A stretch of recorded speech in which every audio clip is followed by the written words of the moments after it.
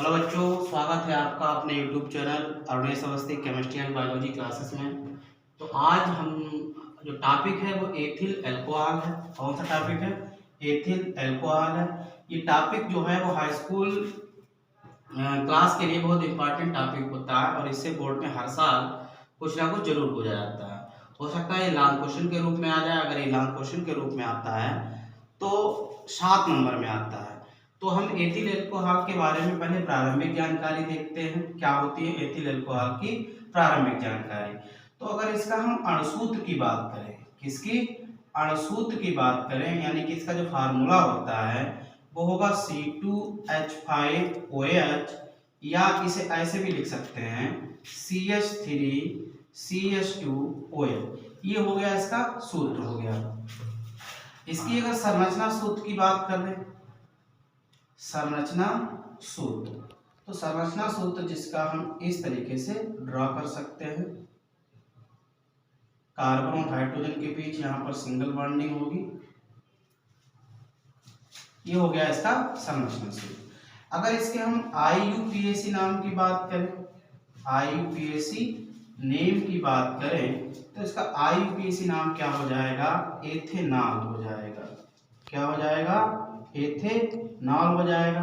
Ethanol क्यों हुआ? क्योंकि इसमें नंबर ऑफ कार्बन 2 हैं और जो हमारा फंक्शनल ग्रुप है, यानी कि जो क्रियात्मक समूह है वो कौन सा है? वो हमारा OH है। तो OH जब किसी कार्बनिक यौगिक में जुड़ा होता है तो उसे हम अल्कोहल कहते हैं।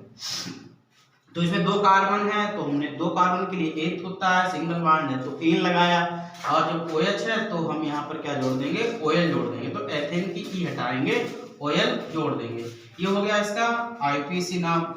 और अगर इसका हम सामान्य सूत्र की बात करें, अल्कोहल के सामान्य सूत्र की अगर बात करें तो सामान्य सूत्र क्या होगा? CnH2n+1OH होगा। क्या होगा?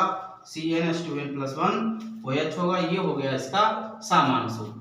तो जो हमारा एथिल अल्कोहल होता है इसे हम लोग सामान्यता क्या कहते हैं? सामान्यता अल्कोहल कहते हैं। क्या कहते हैं? सामान्यता अल्कोहल कहते हैं।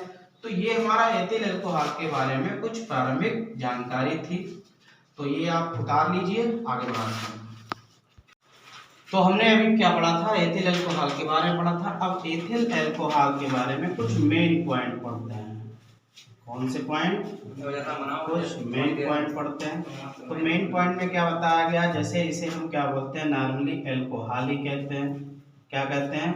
अल्कोहल कहते हैं। अल्कोहल में जो इसमें जो क्रियात्मक समूह होता है, अल्कोहल में जो क्रियात्मक समूह क्या है? वो OH है। तो OH जो होता है वो आप कह सकते हैं संतृप्त कार्बन से ऐड होता है। किससे जुड़ा होता है? संतृप्त कार्बन से ऐड होता है। जैसे अगर जब इसका हम फार्मूला देखते हैं तो संतृप्त ऐसा कार्बन जहां पर क्या हो? सिंगल बॉन्ड हो, उसे संतृप्त कार्बन। तो जो OH यहाँ पर जिस कार्बन से जुड़ा है वो उसके चारों ओर क्या है? सिंगल बॉन्ड है। तो सिंगल बॉन्ड अर्थात इसे हम कह सकते हैं ये सेचुरेटेड कार्बन, ये सेचुरेटेड कार्बन, ये सेचुरेटेड कार्बन। तो संतृप्त कार्बन से जुड़ा होता है। ये प्रकृति में क्या होता है? फलों में एस्ट्रो के रूप में पाया जाता है। अगला पॉइंट हम देख सकते हैं कि प्रकृति में जो होता है वो फलों में एस्ट्रो के रूप में पाया जाता है। और इसका जब निर्माण होता है तो इसे हम स्टार्च युक्त अनाजों से तैयार कर सकते हैं। किससे तैयार कर सकते हैं? स्टार्च युक्त अनाजों से हम लोग इसे बना सकते हैं। जैसे आप जानते होंगे जौ से इसे बनाया जा सकता है, ठीक है, क्योंकि इसमें स्टार्च होता है। जो हमारा एथिल अल्कोहल है, शॉर्ट में इसे हम लोग लिख रहे हैं EA। ई का मतलब एथिल, ए का मतलब अल्कोहल। तो जो एथिल अल्कोहल होता है ये वाइन का मुख्य घटक है। क्या है? वाइन का मुख्य घटक होता है। इसीलिए इसीलिए हम लोग एथिल अल्कोहल को स्पिरिट ऑफ वाइन के नाम से भी जानते हैं। क्या कहते हैं? स्पिरिट ऑफ वाइन के नाम से जानते हैं। क्यों? क्योंकि इसमें क्या होता है? ये अगला पॉइंट हो सकता है। एथिल अल्कोहल शराब का मुख्य अवयव होता है, इसीलिए एथिल अल्कोहल को स्पिरिट ऑफ वाइन के नाम से जानते हैं। इससे पहला वाला पॉइंट था कि स्टार्च युक्त अनाजों से तैयार करते हैं, जैसे जौ। तो इसीलिए हम एथिल अल्कोहल को ग्रेप ग्रेन ऑफ एल्कोहल के नाम से भी जानते हैं। तो एथिल अल्कोहल को हम ग्रेन ऑफ अल्कोहल के नाम से जानते हैं। क्यों जानते हैं? क्योंकि ये स्टार्च युक्त पदार्थों से प्राप्त होता है। एथिल अल्कोहल को स्पीड ऑफ बाइंड के नाम से भी जानते हैं, क्योंकि ये बाइंड का मुख्य घटक होता है। तो ये कुछ मेन फैक्ट्स थे एथिल अल्कोहल के बारे में, और अब इसकी हम लोग पढ़ेंगे बनाने की विधि। तो आप इसे नोट कर लीजिए। तो अब हम लोग देखते हैं एथिल अल्कोहल को कैसे बनाया जा सकता है। तो आप लोग जानते होंगे, आपने एक नाम सुना होगा, सीरा। किसका नाम सुना है? सीरा। अब सीरा क्या होगा? जिसे गांव में क्या बोलते हैं?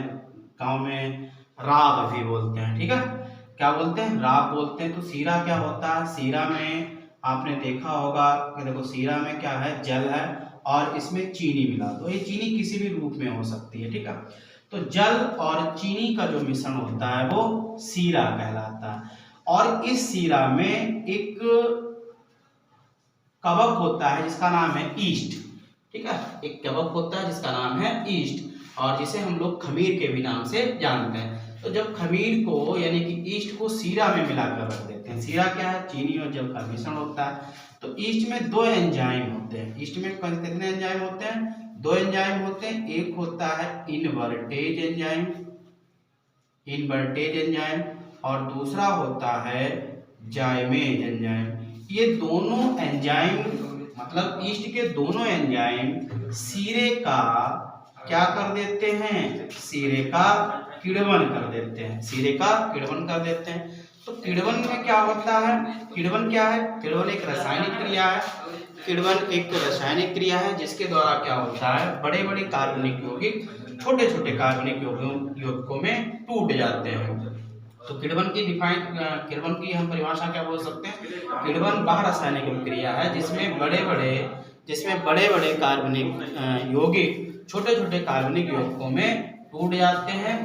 तो इसे हम किण्वन कहते हैं। किण्वन जिस सूक्ष्म जीवों की उपस्थिति में होता है उन्हें हम कीड़ब कहते हैं। क्या कहते हैं?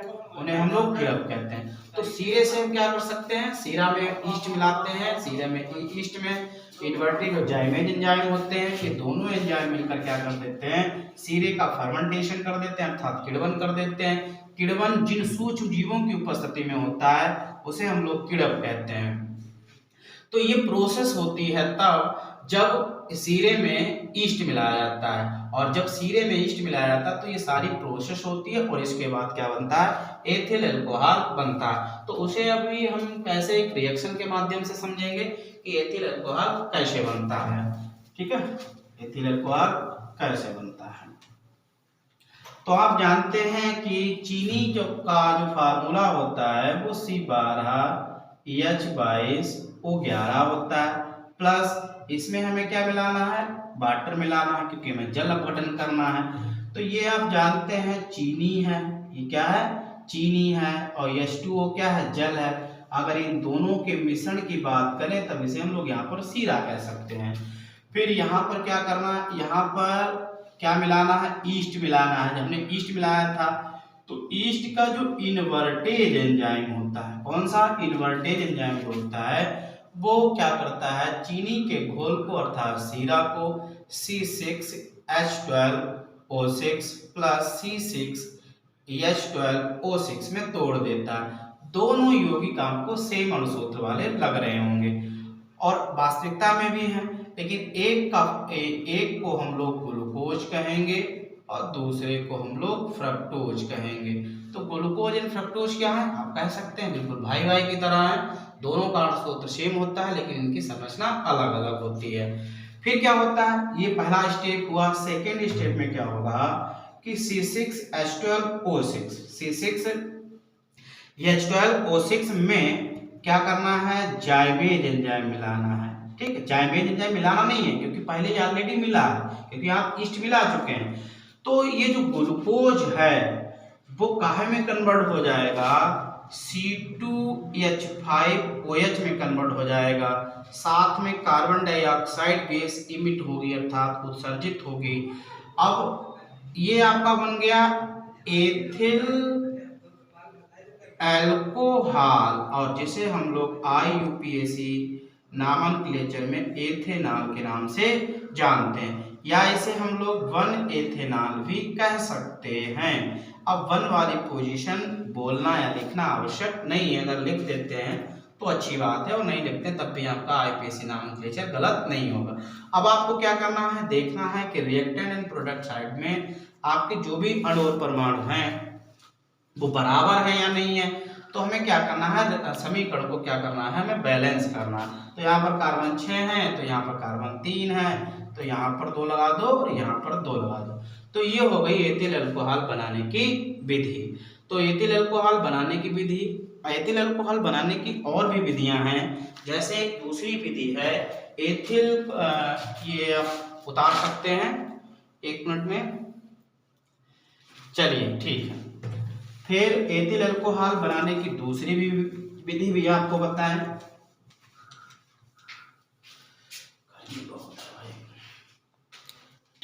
चलिए अब बनाने की एक हम दूसरी विधि देखते हैं कि एथिल क्लोराइड की, एथिल क्लोराइड की मतलब CH3Cl, इसे हम क्या बोलेंगे, एथिल क्लोराइड भी कह सकते हैं और या क्लोरोमेथेन भी कह सकते हैं। इसकी क्रिया सोडियम हाइड्रोक्साइड के साथ जब कराते हैं, किसके साथ कराते हैं, सोडियम हाइड्रोक्साइड के साथ कराते हैं, तो यहाँ से कितना निकल जाता है, CH3 का Cl, Na में से Na निकल जाता है। क्या बचा, जो बचा वो हमें ऐड करके लिख देना। यहाँ पर हम क्योंकि एथिल अल्कोहल है तो हम यहाँ पर मेथिल ना लेकर क्या लेंगे, एथिल लेंगे, ठीक है।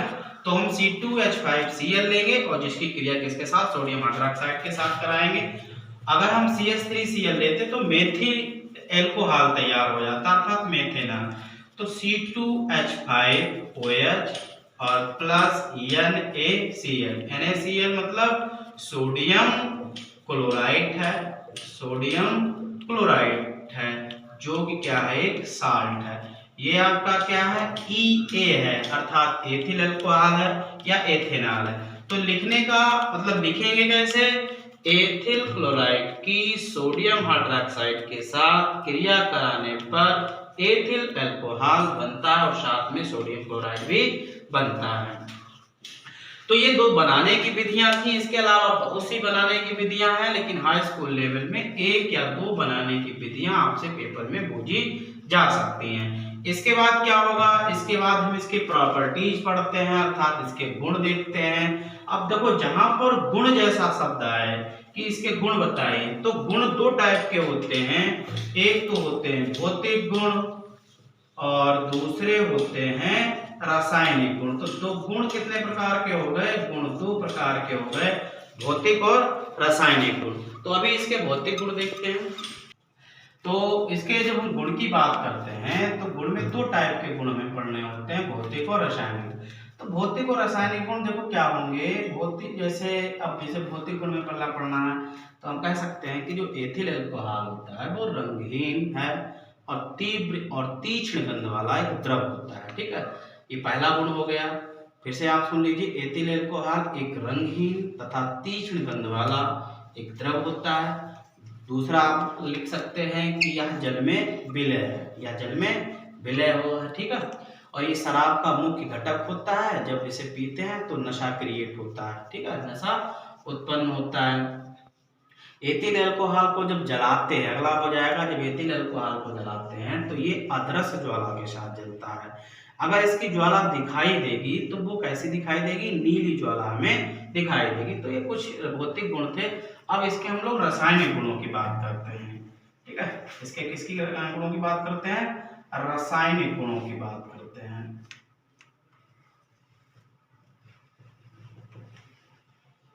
रासायनिक गुण, अब रासायनिक गुण बहुत इंपॉर्टेंट होते हैं, ठीक है। रासायनिक गुणों में जैसे पहला ही रासायनिक गुण हम पढ़ा रहे हैं आपको, एस्टरीकरण अभिक्रिया, एस्टरीकरण अभिक्रिया, ठीक है। अब एस्टरीकरण अभिक्रिया क्या होती है, एथिल अल्कोहल की यानी कि C2H5OH की एस्टिक अम्ल के साथ अर्थात CH3COOH के साथ सांद्र यानी कॉन्ग H2SO4 की उपस्थिति में जब क्रिया कराते हैं तो क्या बन जाएगा, CH3 COO और C2H5 और प्लस H2O। ये जो CH3COO C2H5 बना, ये है हमारा एथिल एसीटेट। क्या है? एथिल एसीटेट है। और एथिल एसीटेट को हम लोग एस्टर कहते हैं। क्या कहते हैं? एस्टर कहते हैं। तो इसमें लिखने वाली क्या बात होगी, मतलब कैसे लिखेंगे? एस्टरीक कणक क्रिया किसे कहते हैं? क्वेश्चन इस रूप में आता है कि एस्टरीक कणक क्रिया किसे कहते हैं। तो जब सांद्र H2SO4 की उपस्थिति में एथिल अल्कोहल की एस्टिक अम्ल के साथ क्रिया कराते हैं तो एथिल एसीटेट बनता है, साथ में वाटर बनता है। एथिल एसीटेट एक एस्टर होता है। एथिल एसीटेट क्या होता है? एक एस्टर होता है। एस्टर क्या है? एस्टर ऐसी मीठी गंध वाले कार्बनिक यौगिक हैं जिनका उपयोग स्वाद आदि बढ़ाने में और परफ्यूम बनाने आदि में किया जाता है। तो ये पहला रासायनिक गुण हो गया। अब इसका दूसरा रासायनिक गुण देखते हैं।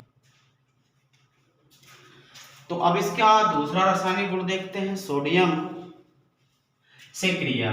तो सोडियम से क्रिया जब इसकी कराएंगे तो जैसे हमें एथिल अल्कोहल की सोडियम से क्रिया करानी है तो C2H5OH हो गया, सोडियम Na हो गया। इनकी जब दोनों की आपस में क्रिया कराते हैं तो बनता है C2H5ONA। क्या बना? ONA बना। और साथ में क्या बन जाएगा? H2O बन जाएगा। अब जैसे अब देखो जो ये क्या बना, ये तुम्हारा बन गया सोडियम एथॉक्साइड। क्या बना? सोडियम एथॉक्साइड बना। तो लिखने वाली बात अगर है तो कैसे लिखेंगे कि एथिल अल्कोहल की सोडियम से क्रिया कराने पर सोडियम एथॉक्साइड बनता है।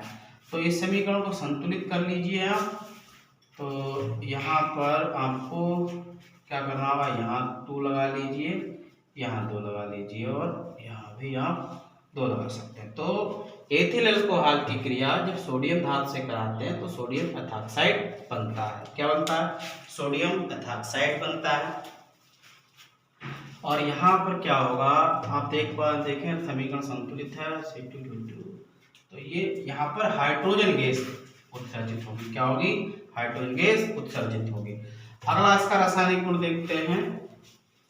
अगला रासायनिक गुण उसका होगा तीसरा, सल्फ्यूरिक अम्ल से क्रिया। सल्फ्यूरिक एसिड से क्रिया। तो सल्फ्यूरिक एसिड से क्रिया देखो तो C2H5OH प्लस H2SO4। अब H2SO4 क्या है? सल्फ्यूरिक एसिड है। जब इसकी क्रिया कराएंगे तो ये बन जाएगा C2H5HSO4 और साथ में क्या बन गया? H2O। ये क्या बना? C2H5 को हम लोग क्या बोलते हैं? एथिल कहते हैं। SO4 को हम लोग सल्फेट कहते हैं। बीच में क्या? हाइड्रोजन। H है तो इसे हम क्या बोल देंगे? Hydrogen sulphate. क्या बना? Ethyl hydrogen sulphate. ठीक है। अगले स्टेप में क्या होगा कि जो C2H5OH है, C2H5HSO4 यानी कि एथिल हाइड्रोजन सल्फेट को एथिल हाइड्रोजन सल्फेट की आप किसके साथ क्रिया करा दें? एथिल हाइड्रोजन सल्फेट की आप क्रिया किसके साथ कराएंगे? इसे आपको गर्म करना है। इसे आपको लगभग 160 से 170 डिग्री सेंटीग्रेड पर आपको क्या करना है? गर्म करना है। तो देखो यहाँ पर क्या होगा, यहाँ पर C2H4 और प्लस H2SO4 या इसे आप ऐसे भी लिख सकते हैं CH2 डबल बॉन्ड CH2। और जब कार्बनिक यौगिक में अगर डबल बॉन्ड आता है तो वो एल्कीन होता है। तो ये कौन सी एल्कीन है? ये है आपकी एथीन। कौन सी? एथीन। तो इसमें हम कैसे लिखेंगे? ऐसे लिखना है आप लोगों को, एथिल अल्कोहल सल्फ्यूरिक अम्ल से क्रिया करके एथिल हाइड्रोजन सल्फेट बनाता है।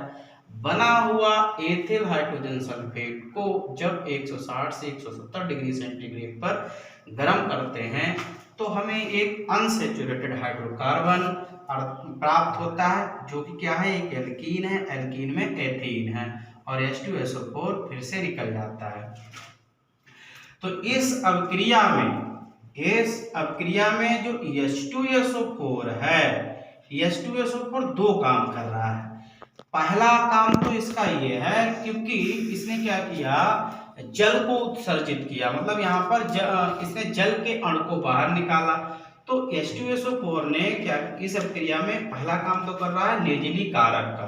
काहे का काम कर रहा है, निर्जलीकारक का, ठीक है। और दूसरा काम कर रहा है उत्प्रेरक का। क्यों, क्योंकि जिस रूप में ये यहाँ पर लिया गया था उसी रूप में अभिक्रिया के अंत में ये निकल गया। तो बेबाहरी पदार्थ जो किसी रासायनिक अभिक्रिया में ज्यों के त्यों बने रहते हैं उन्हें हम क्या बोलते हैं, उत्प्रेरक कहते हैं। तो H2SO4 जिस रूप में था उसी रूप में निकल गया। तो पहला काम, और इसने देखो पहले वाली रिएक्शन में क्या किया, जल के अणु को बाहर निकाला, इसलिए H2SO4 निर्जलीकारक का काम करता है और इसकी मात्रा में कोई परिवर्तन नहीं हुआ, इसलिए उत्प्रेरक का भी काम करता है। तो ये तीन रासायनिक गुण थे। इसके बाद हम इसके उपयोग पढ़ेंगे। क्या पढ़ेंगे, इसके उपयोग पढ़ेंगे, ठीक है। अब क्या देखते हैं, इसके उपयोग देखते हैं एथिल अल्कोहल के। तो पहला उपयोग क्या हो जाएगा, पहला उपयोग यही हो जाएगा शराब बनाने में। कौन सा, शराब बनाने में और अन्य एल्कोहलिक पेय पदार्थ बनाने में, मतलब ऐसे पीने वाले पदार्थ जिसमें क्या हो, जिसे हम लोग बोले एल्कोहलिक पेय पदार्थ। तो शराब बनाने में और अन्य एल्कोहलिक पेय पदार्थ बनाने में इसका पहला उपयोग हो जाएगा। दूसरा उपयोग इसका क्या हो जाएगा, कप सिरप बनाने में, ठीक है, कप सिरप बनाने में, टिंचर बनाने में, ठीक है। टिंचर एक ऐसा सोल्यूशन होता है जिससे घाव आदि साफ किए जाते हैं। तो दूसरा क्या हो गया, कप सिरप बनाने में और टिंचर आदि बनाने में। तीसरा हो सकता है इसका विभिन्न प्रकार के यौगिक बनाने में। जब हमने इसके केमिकल प्रॉपर्टीज पढ़ी थी तो केमिकल प्रॉपर्टीज में क्या बताया गया था, केमिकल प्रॉपर्टीज में अर्थात रासायनिक गुणों में तमाम प्रकार के यौगिकों का फॉर्मेशन हुआ। तो अगर आपको उपयोग में कोई भी उपयोग ना याद रह जाए तो आप एक उपयोग हर यौगिक के उपयोग में लिख सकते हैं कि विभिन्न प्रकार के यौगिक बनाने में। ये आपका गलत नहीं होगा। तो मतलब समय आप क्या लिख सकते, मतलब अगर किसी भी यौगिक के उपयोग आपको लिखने हैं, अगर कोई भी उपयोग आपको याद नहीं आ रहा है तो आप सीधे सीधे लिख दो विभिन्न प्रकार के यौगिक बनाने में, ठीक है। तो ये हो गया, शराब बनाने में हो गया, अल्कोहलिक पेय पदार्थ बनाने में हो गया, परफ्यूम बनाने में हो गया, टिंचर बनाने में हो गया। सौंदर्य प्रसाधन वाली जितनी सामग्रियां आती हैं उनमें एथिल अल्कोहल का उपयोग होता है, ठीक है। उसमें क्या होता है, एथिल अल्कोहल का उपयोग होता है। तो हमें आशा है कि वीडियो आपको अच्छा लगा होगा। शुरुआत हमने की थी एथिल अल्कोहल के टॉपिक से, जो कि बहुत इंपॉर्टेंट टॉपिक होता है हाई स्कूल वालों के लिए। और ये क्वेश्चन जो है वो बोर्ड में 7 नंबर के लिए आता है। तो इसमें क्या इसके सामान पॉइंट्स थे, क्या इसकी बनाने की विधियाँ थी, और क्या इसका अणुसूत्र था, क्या सामान्य सूत्र, क्या संरचना सूत्र, कौन सा IPC नाम, ठीक है, क्या बनाने की विधि, कौन से रासायनिक गुण, कौन से भौतिक गुण और कौन से उपयोग। तो हमें पूरी आशा है कि ये वीडियो आपको अच्छा लगा होगा। लाइक कीजिए और सब्सक्राइब कीजिए। धन्यवाद।